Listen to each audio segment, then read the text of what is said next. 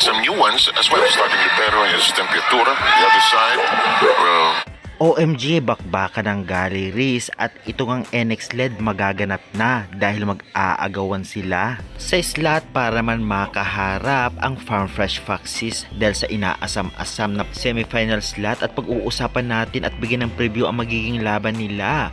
Well, bago ang lahat guys ay nakikiusap ako, huwag niyong kalimutan mag-like, comment, and subscribe and pa-hit the notification bell for more PBL UAAP volleyball updates dito sa Pilipinas.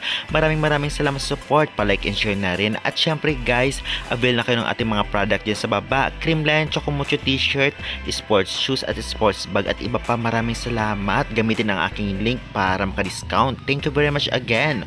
Well, talagang maghaharap na naman muli ito ang Galleries Tower at NX LED Chameleon sa play and tournament kung saan nagkaharap na ito ng prelims at nanalo nga dito ang Galleries. Ngayon kaya ay talagang hindi na mapagbigyan ulit ng Galleries na mapanalo ito ng NX LED. Wala masasabi ko ay lumakas ngayon ang NX LED sa pagdaan ng kanilang ilang laban kaya hindi dapat magpakampante ang Galleries. Well, ang laban nila ay magaganap nga sa Ninoy Aquino Stadium, Manila City ngayong March 28 Saturday. Grabe, maganda to. Ang laban nila 4 PM. At tiyak marami din mag-aabang dahil halos lumakas ang dalawang team na ito. Kaya naman syempre tiyak magandang laban ang ating mapapanood at hindi nakakaboring.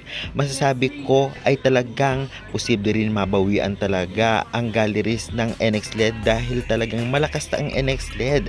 Kaya sadyang kahit nanalo sa prelims ang Galleries, hindi sila dapat magpakampante. Well, hindi naman putyo-putyo ang Galleries ngayon, lalong-lalo pa nakapunta sila sa status nila ngayon.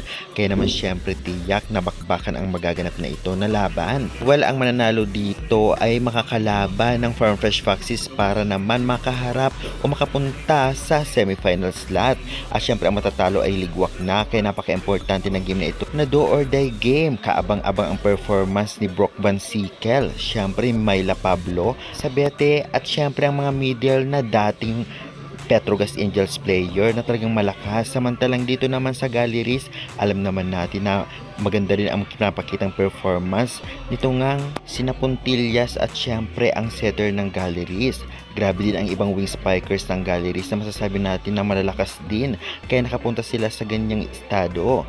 Kaya guys, excited ba kayo? Sa tingin ninyo, anong team mananalo? Makabawi kaya ang NX LED o di naman kaya tuluyan na matalo ulit ng Galleries ang NX LED? Pa-comment ka dyan sa baba and pa-subscribe na lang.